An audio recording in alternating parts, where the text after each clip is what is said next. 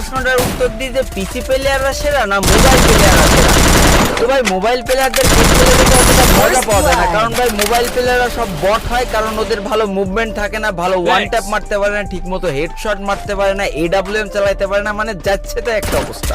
কিন্তু ভাই পিসি প্লেয়ারদের খেলা দেখে যে লেভেলের মজা পাওয়া যায়, ওদের যা মুভমেন্ট থাকে আর ভাই ওরা যা ওয়ান ট্যাপ মারতে পারে আর যে লেভেলের এডব্লিউএম চালাতে পারে না, এজন্য ভাই যত পুরো প্লেয়াররা এসেছে সব কিন্তু পিসি প্লেয়ার, কেউ কিন্তু ফোন প্লেয়ার না। আর এই কথাগুলো যারা বলে না তারা আসলে একটা বোকাচোদা।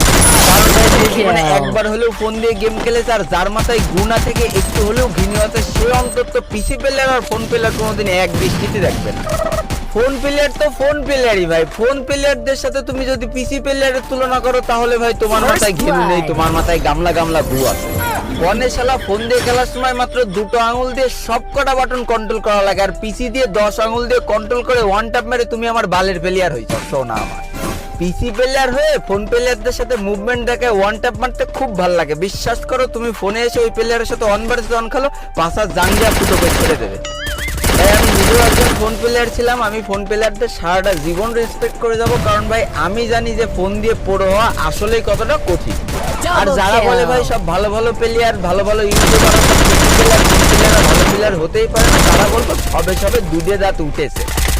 তাদের উদ্দেশ্য বলবো যে তোমার দুধ খাওয়াটা ছাড়ান দিয়ে একটু বড় হওয়া, একটু অতিথি ফিরে যে রাইস স্টার, M810, লর্ড এম, নাইম আলম এদের খেলাগুলো একটু দেখে আসো।